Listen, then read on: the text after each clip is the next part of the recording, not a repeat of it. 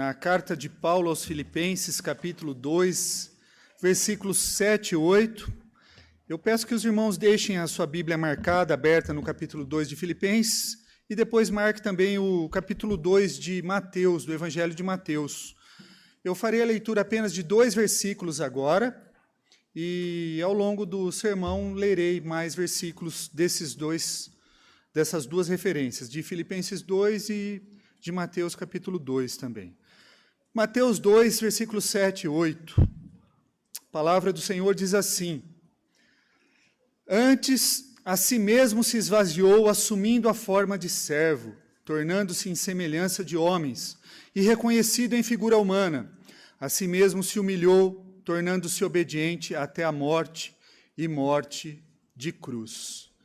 Eu convido nesse instante para uma oração o pastor Marcos. O pastor Marcos é pastor da Primeira Igreja Batista aqui de São Carlos. Ele está nos visitando, foi o pastor da Priscila Brito lá em Recife, e fará essa oração para nós. Por favor, pastor. Oremos. Nosso Deus, nosso Pai bendito, que alegria, Senhor, poder te servir, que alegria poder nesta noite também ouvir a tua voz. Rogamos que a palavra já lida, Senhor Deus, possa falar aos nossos corações, aquietando cada coração aflito e incomodando aqueles que têm se afastado do Senhor. Obrigado pela profissão de fé, a noite que podemos testemunhar a tua igreja crescer e a cumprir a ordem de Jesus. Obrigado, Senhor, por esta noite tão significativa, não só na vida desses que fizeram a profissão de fé, mas a tua igreja que se alegra em poder anunciar a tua palavra. E agora que o teu Santo Espírito se encarregue de usar o teu Filho na condução, na mensagem desta noite. E assim nós suplicamos, confiados no teu amor e no teu perdão. Em nome de Jesus. Amém. Amém. Irmãos, todos nós temos tradições no Natal, né? Independente se a família é uma seguidora de Cristo ou não. Nós temos afazeres, reuniões familiares, enfeites, presentes, troca de presentes. Talvez sua família tenha outras tradições, né? Talvez você ensine seus filhos que o Natal não é sobre dar, que é sobre dar e não sobre receber. Talvez você ensine isso. Quaisquer que sejam as tradições que vocês tenham, né? Ela faz parte do calor e da alegria do Natal. E às vezes, há ansiedade nisso, porque as mães, as senhoras, as famílias ficam tão preocupadas em o que vai fazer para comer, como vai decorar. As preocupações excedem o verdadeiro significado do Natal. Os afazeres, os eventos do Natal, às vezes movimenta tanto porque, vai vir, todos os filhos vão vir na minha casa. E aí ela fica agitada e tal, ou vice-versa. E isso gera o que? Ansiedade. Não vê a hora de tudo acabar. Falar, agora é só ano que vem. Esse ano já passou. Talvez você passe por isso. As nossas tradições, as nossas ocupações, muitas vezes ofuscam a natureza significativa do Natal. O Natal, ele é belo, maravilhoso, mas o primeiro Natal, ele foi um Natal bagunçado. Um Natal confuso. O nascimento do Senhor Jesus, como nós celebramos hoje, é bonito. Hoje de manhã nós tivemos uma cantata das crianças, onde estava tudo limpinho, arrumadinho, brilhando, maravilhoso. E nós esquecemos que quando Jesus nasceu, não foi assim, tudo organizado, tudo limpinho, tudo arrumado, mas foi uma confusão. E nós veremos algumas coisas confusas sobre o primeiro Natal. E a primeira delas é uma mãe solteira. A primeira confusão é essa, uma mãe solteira no Natal. Em nossos dias, né, infelizmente a realidade de uma mãe solteira, ou uma mãe solo, como nós chamamos, não é tão incomum. Hoje é comum você ver mães, né, solteiras. Mas não há muito tempo atrás, o que acontecia? Era considerado escandaloso, era algo terrível uma moça solteira engravidar. As pessoas eram forçadas muitas vezes o quê? A saírem das suas comunidades, das suas igrejas, por estarem grávidas. Muitas vezes suportar sussurros dos vizinhos, até dos crentes, que se diziam irmãos na fé.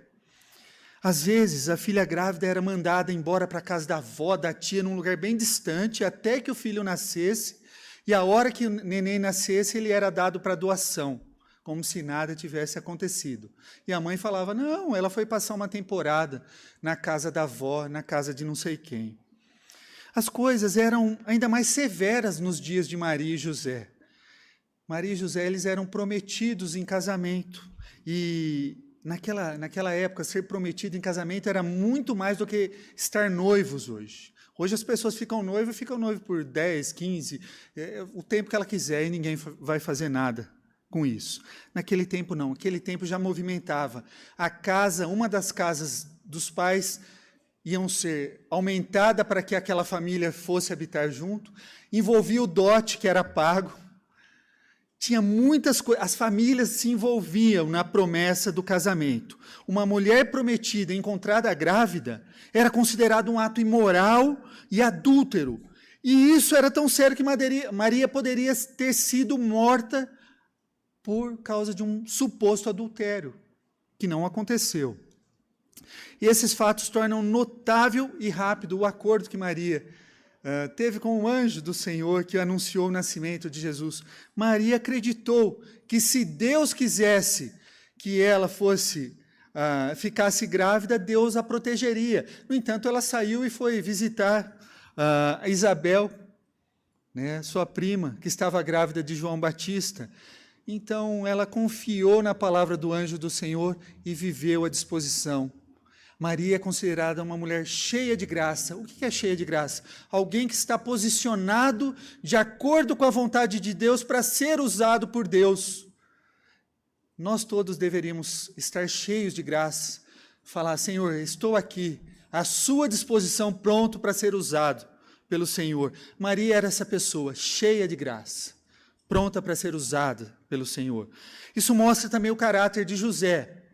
José era alguém que teria que pensar o testemunho de Maria sobre um anjo dela ter sido fertilizada pelo Espírito Santo. Suspeito um pouco, difícil de acreditar. Não é simples. No entanto, quando o anjo apareceu a ele em sonho, ele concordou em se casar com ela e criar Jesus Cristo. Deus escolhe pessoas notáveis e fiéis, obedientes à sua palavra, para realizar a sua obra. Eu me pergunto, será que quando eles tiveram que ir para Belém para realizar o censo obrigatório, não foi, de certa forma, uma distração ou uma fuga das fofocas, dos algozes que estavam ali por perto? O que você acha pior? Ser falado por alguém, algo que você fez, ou algo que você não fez, mas todo mundo acredita que você fez. Quando você lê um anúncio, por exemplo, de uma empresa que está procurando um funcionário, tem lá os requisitos que ela pede para o trabalho. O trabalho pode exigir algum conhecimento técnico particular, de informática, certas experiências e certas habilidades. Mas o único requisito que o Senhor Jesus procura em uma pessoa, que Deus procura numa pessoa, é um coração disposto, é um coração pronto a obedecer. Ele procura aqueles que estão dispostos a serem usados por Ele. Maria e José foram pessoas dispostas a serem usadas por Ele. Então, a primeira confusão do primeiro Natal é uma mãe solteira. A segunda confusão é as acomodações. César Augusto, ele queria um censo do império todo. Então, todos deveriam retornar à sua cidade de origem, do nascimento dos seus antepassados, por isso que José teve que voltar para Belém. Belém estava a cerca de 10 quilômetros, aproximadamente, de Jerusalém. Era uma cidade pequena, alguns estimam que em torno de 300 a 600 habitantes apenas naquela época, e por causa do censo obrigatório, aquela cidade encheu. Então imagine, José foi para aquele local, a cidade estava cheia. É lógico que uma cidade de 600 habitantes, imagina quantos hotéis que deveriam ter naquela cidade. Provavelmente pouquíssimos, ou um. E quando foram procurar lugar, não havia lugar na hospedaria, como a palavra de Deus nos diz. Por que não havia lugar na hospedaria? O Filho de Deus nasceu aonde? Num estábulo, num curral, num lugar que cuidava de animais. Imagine a cena, irmãos. José tendo que retirar o esterco daqueles animais, preparando o local. Era um local insalubre, meus irmãos. Não era um local limpo, maravilhoso. Eu imagino que as mães, nenhuma mulher gostaria de dar à luz num lugar assim. Nenhuma mulher gostaria. Hoje nós temos lá hospitais, maternidade muito bem estruturada, né? Naquela época não tinha. O Filho de Deus nasceu nessas circunstâncias. Até onde sabemos, não havia parteira, nem membro da família deles. José pode ter tido uma experiência no processo de nascimento do seu filho, que o fato dele nunca ter tido contato com a sua esposa o colocou numa situação, numa condição que ele não tinha experimentado antes, já que Maria permaneceu virgem até o nascimento de Jesus Cristo. Era o nascimento do Filho de Deus, eles tinham que fazer tudo sozinhos. E nessas circunstâncias humildes, nós precisamos o quê? Nos lembrar das palavras de Paulo, que continua o texto de Filipenses que nós lemos aí. Tende em vós o mesmo sentimento que houve também em Cristo Jesus. Porque ele, subsistindo em forma de Deus, não julgou com usurpação ser igual a Deus. O que ele fez? Antes, a si mesmo se esvaziou, assumindo a forma de servo, tornando-se em semelhança de homens e reconhecido em figura humana. A si mesmo se humilhou, tornando-se obediente até a morte e morte de cruz. Jesus Cristo, sendo Deus, esse é o estado de humilhação. Ele veio à terra, se tornou homem. O primeiro Natal envolve o estado de humilhação de Cristo.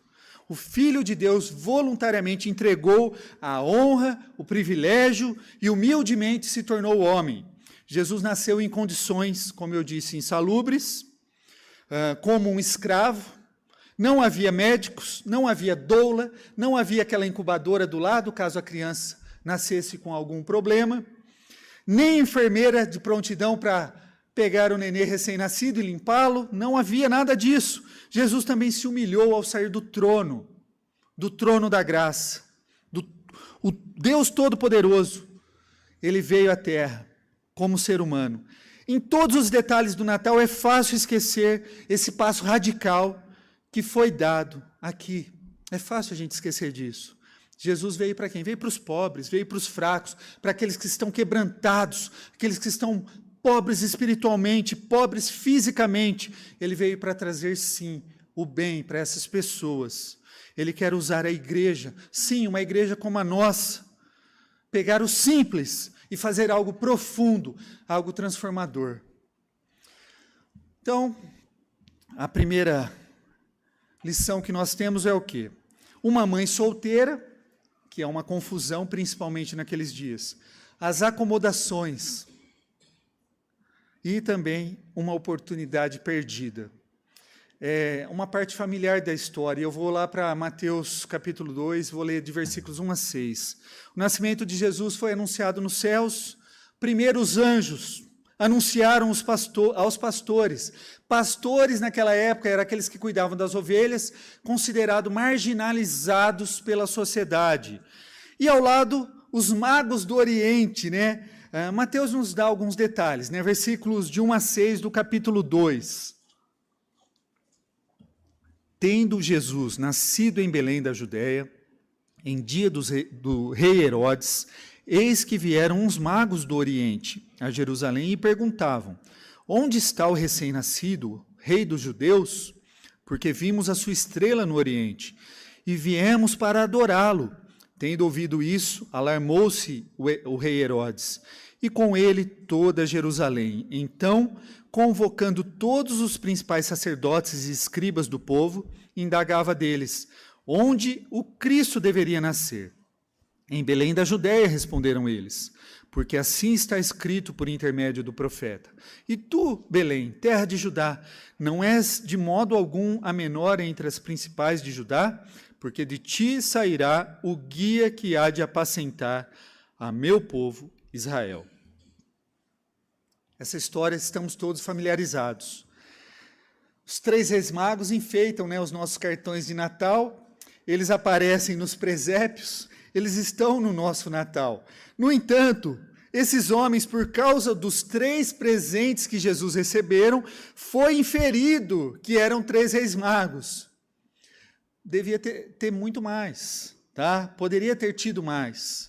Provavelmente não chegaram a Belém até que Jesus estivesse morando numa casa com seus pais.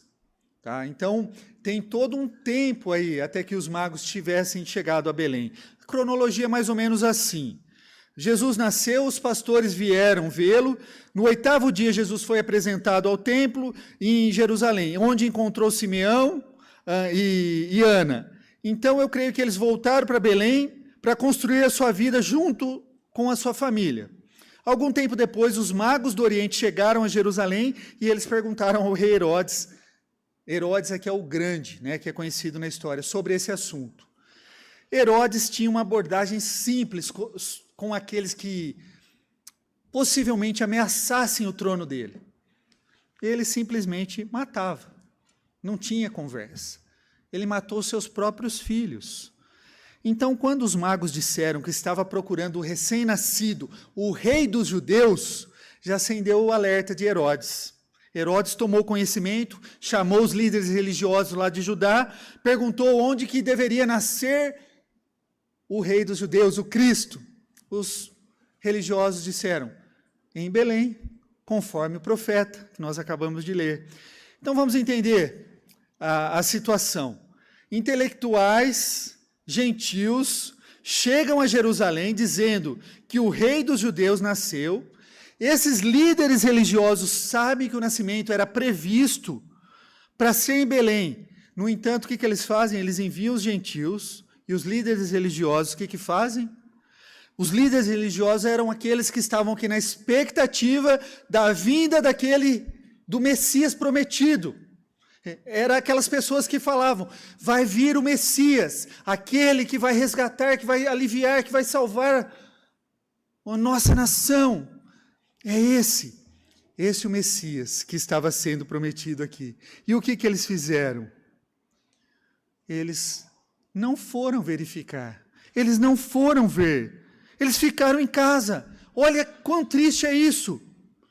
Messias chega, eles são ou muito preguiçosos ou muito ocupados para viajar 10 quilômetros e descobrir se era verdade que o Messias nasceu. E isso continua a ser uma ocorrência nos nossos dias. Por quê? As pessoas religiosas, mesmo aquelas que se chamam cristãs, passam pela época do Natal, sabendo a verdade sobre Cristo, mas simplesmente passam pelo Natal sem aderir à fé em Jesus Cristo. Nós nos envolvemos nas reuniões da família, que é muito bom, nós nos envolvemos na troca de presentes, nas festas da empresa, nos bônus da empresa, mas não temos tempo para Jesus e não dedicamos tempo para adorá-lo. Para que isso não aconteça, alguma sugestão? Leia um devocionário de Natal, tenha isso, enraize o que Cristo fez no Natal por nós, ouça músicas natalinas, leia o Evangelho em família, preste culto a Deus, apresente Jesus a seus amigos, a sua família. E essa época é mágica, ela é gostosa. As pessoas, mesmo quem não acredita em Deus, se tornam pessoas bondosas, pessoas caridosas. Esse é o momento de a gente apresentar por que nós somos assim, por que somos bons, da onde que vem essa graça, que fazem todos ficarem bons no Natal. E a única vez, que os líderes religiosos perceberam Jesus foi quando o quê? Jesus, a popularidade deles começou a ofuscar a dos líderes religiosos. Aí eles intentaram para matar Jesus.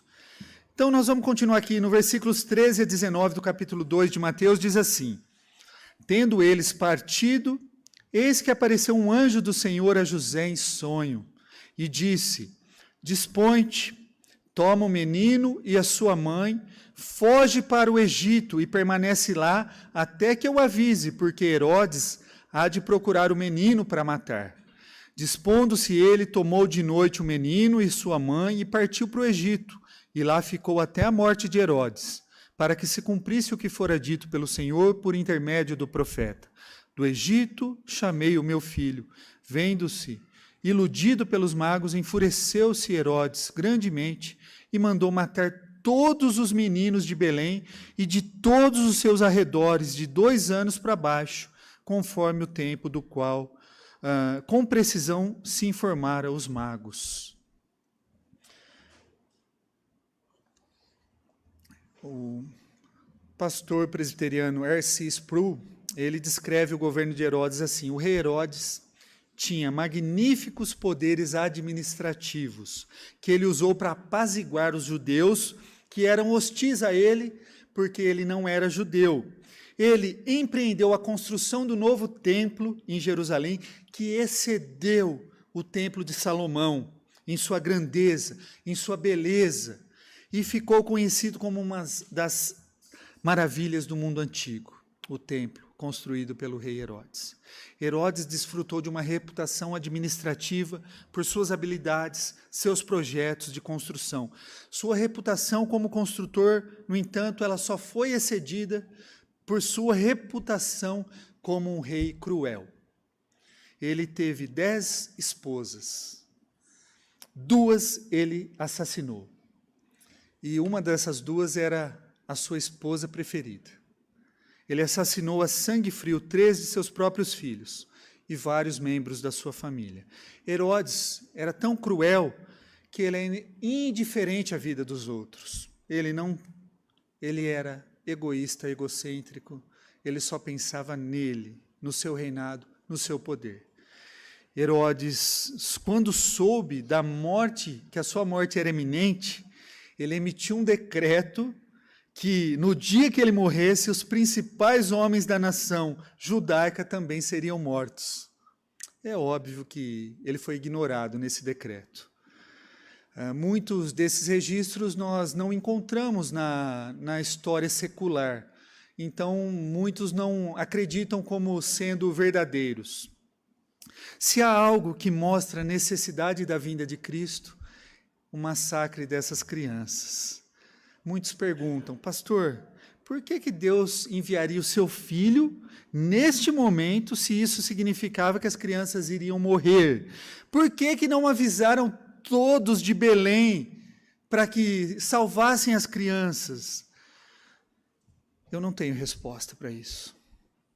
Não tenho resposta. O que nós precisamos entender é uma coisa: é o fato de que foi o pecado de Herodes que levou ao massacre dessas crianças. Assim como o nosso pecado, o pecado do homem, que está causando toda a violência e as tragédias na nossa sociedade hoje. O ponto de tudo isso é que o mundo estava uma bagunça, e o nascimento de Jesus também foi em um momento bagunçado, numa confusão. Se você estivesse escrevendo um roteiro sobre o nascimento de Cristo, com certeza você faria diferente. A entrada de Deus no mundo seria com celebrações, com feriados, mas não foi isso que aconteceu. Por que não aconteceu assim? Porque Deus veio ao mundo para salvar pessoas confusas e pessoas bagunçadas. E a verdade que se segue é essa: nós somos pessoas confusas e somos pessoas bagunçadas. Querido irmão, você que está nos acompanhando pela internet, você que está nos visitando aqui, eu espero que você veja tudo isso, torna a alegria do Natal disponível para todos. Não é só para o crente, ela está disponível para todo mundo. Primeiro, Deus mostra que Ele entende a nossa situação. Deus sabe, na verdade, Ele veio como um homem, Ele sentiu dor, Ele sentiu a nossa ansiedade, nossa sensação de não ter nada. Ele nasceu como um servo, num coxo, num estábulo. Ele entende que aquele que está desgastado pela vida, ou aquele que não consegue parar, ele entende os que estão até mesmo estressados ou deprimidos para sair da bagunça que estão e não conseguem. Jesus entende isso. Ele conhece. A mensagem do Natal é: Deus conhece a nossa situação e veio ao nosso encontro, onde nós estamos e como nós estamos. Jesus veio à Terra para nos levar para uma vida melhor. E muitos têm a expectativa de que essa vida melhor é só quando nós morremos. Não, a gente passa a desfrutar de bênçãos aqui e agora, já. Mas o melhor está sim por vir. Ele veio à Terra. Ele não apareceu no templo. Ele não esperou que as pessoas viessem a ele. Ele nasceu nesse mundo confuso que nós vivemos, para nos dar vida. E, finalmente, a bagunça do Natal não será uma bagunça para sempre. Ele foi atacado, ele foi preso, ele foi rejeitado pelos seus. A palavra de Deus diz: mas os seus não o receberam, mas a todos quanto o receberam, deu-lhes o poder de serem feitos filhos de Deus. Aqueles que recebem Jesus como Senhor e Salvador da sua vida são os filhos de Deus. No entanto, a ressurreição mudou radicalmente a história. Ele não ficou morto para sempre, ele ressurgiu dos mortos. Ouça o que o apóstolo Paulo registrou no restante do texto de Filipenses, capítulo 2, versículo 9. Pelo que também Deus o exaltou sobremaneira e lhe deu o nome que está acima de todo nome, para que ao nome de Jesus se dobre todo o joelho, nos céus, na terra e debaixo da terra, e toda língua confesse que Jesus Cristo é Senhor, para a glória de Deus Pai. Porque Jesus não tinha medo, ou foi repelido pela bagunça do nosso mundo e de nossas vidas. Ele veio, ele deu a sua vida para limpar a bagunça e nos dar um novo e eterno lar. Isso é, nós vamos desfrutar da eternidade com Cristo, mas nós já passamos a gozar de momentos maravilhosos na presença dele aqui. A história de Natal é então uma história de como Jesus, corajosa e graciosamente, veio a este mundo bagunçado, em que nós estamos agora, para nos levar a uma vida que talvez nós nunca pensaríamos que seria possível. Que Deus nos abençoe, tá? E a glória seja dada somente a Deus.